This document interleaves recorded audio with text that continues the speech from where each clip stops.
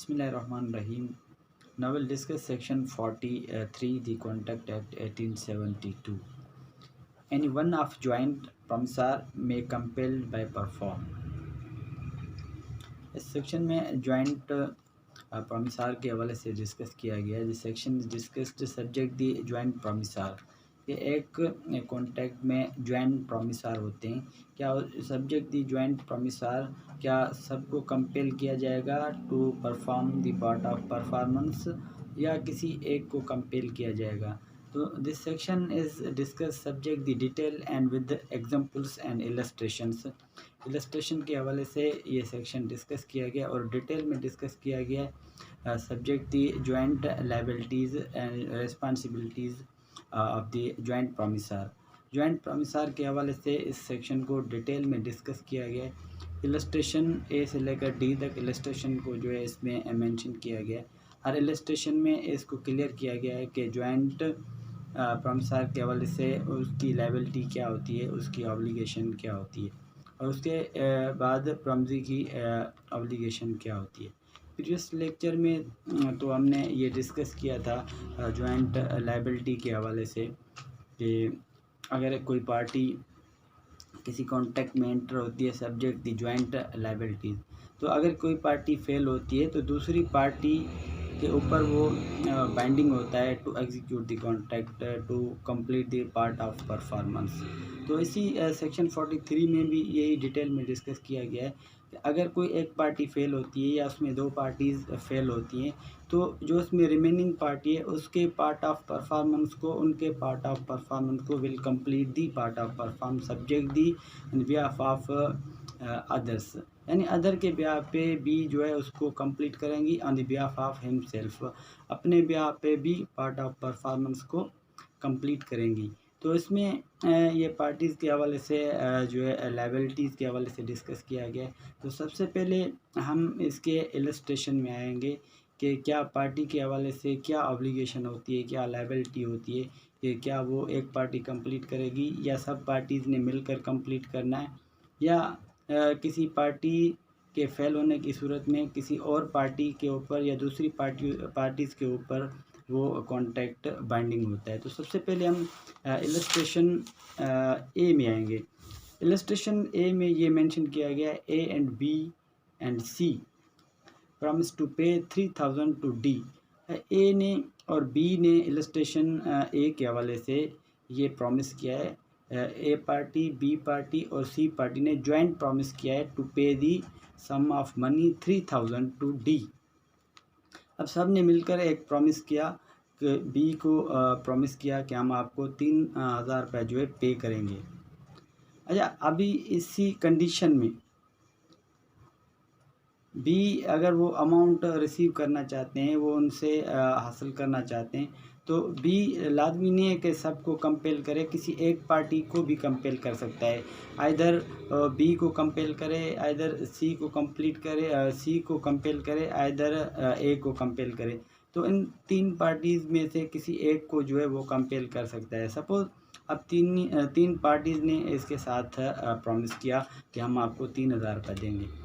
अब दो पार्टीज़ ने डिनाई कर दिया कि हम आपको पैसे नहीं देंगे। ईच पार्टी के ऊपर कितने बनते हैं? 1000 रुपये बनता है। तो दो पार्टीज़ ने डिनाई किया, तो अब डी क्या करेंगे? डी ए के ख़िलाफ़ बी क्लेम कर सकते हैं, एक को भी कंपेल कर सकते हैं सब्जेक्ट दी जॉइंट लायबिलिटीज़। अगर बी और सी ने रिफ्यूज़ किया है तो ए से कंपेल करेंगे। अगर ए और बी ने उसको डिनाई किया है तो सी से जो है वो कंपेल करेंगे डी। तो इसी में कि जो है सब्जेक्ट दी जॉइंट लायबिलिटीज़ के हवाले से अगर पार्टी एक दूसरे के ऊपर बाइंडिंग होती है, एक दूसरे की ऑब्लिगेशन के ऊपर बाइंडिंग होती है, अगर कोई एक तरफ से ऑब्लिगेशन कंप्लीट नहीं होती तो it is the responsibility of other party will complete the part of performance. अगर सी फेल होता है तो ए कंप्लीट करेंगे, अगर ए फेल होता है तो सी और बी कंप्लीट करेंगे, अगर बी फेल होता है तो ए और सी उसको कंप्लीट करेंगे।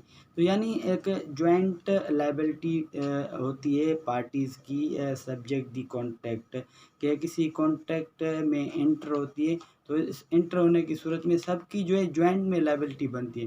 देखिए 3 बंदों ने प्रॉमिस किया कि हम आपको 3,000 रुपये देंगे।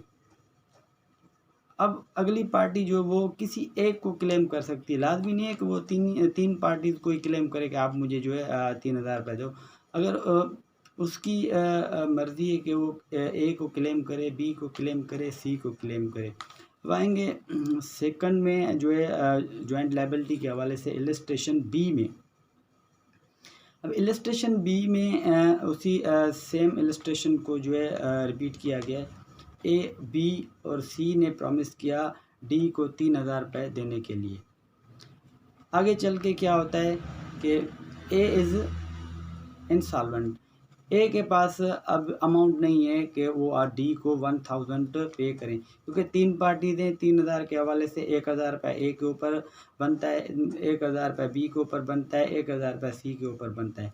लेकिन ए इज़ इंसॉल्वेंट। अब ए के पास इतना अमाउंट नहीं है कि वो 1,000 पे कर सके।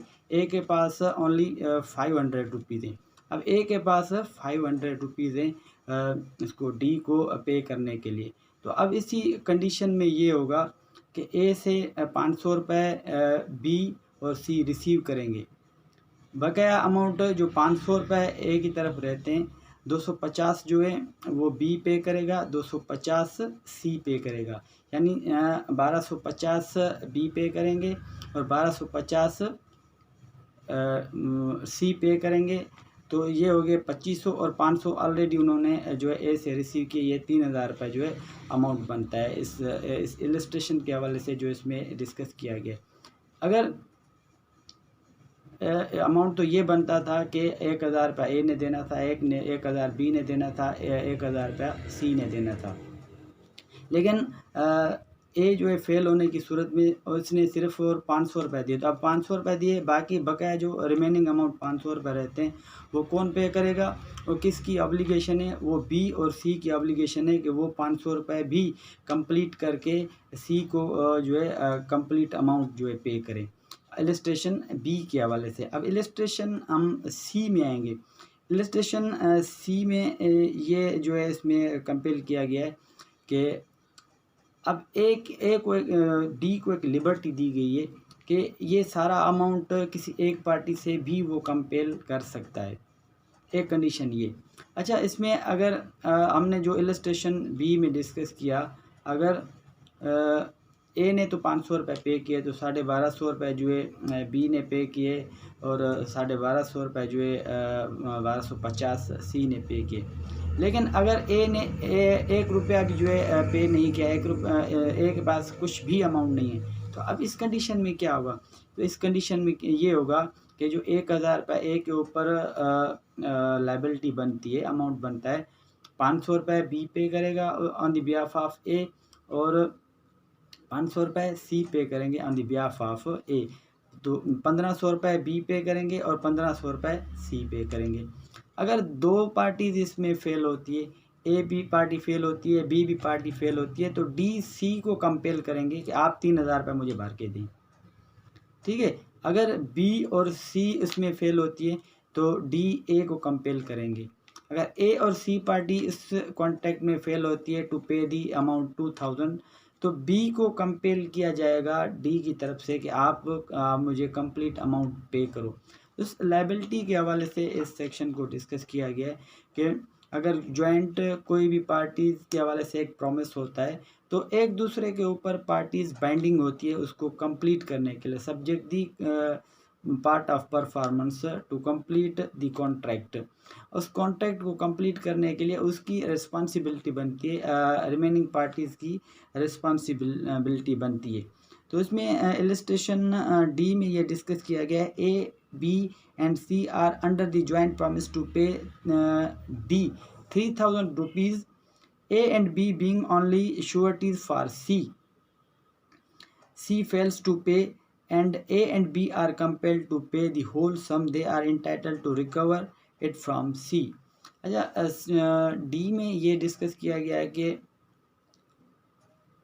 सी ने प्रॉमिस किया डी को 3,000 देने के लिए, लेकिन एज अ श्योरिटी ए और बी ने इसकी श्योरिटी दी कि ये इसकी हम श्योरिटी देते हैं कि सी विल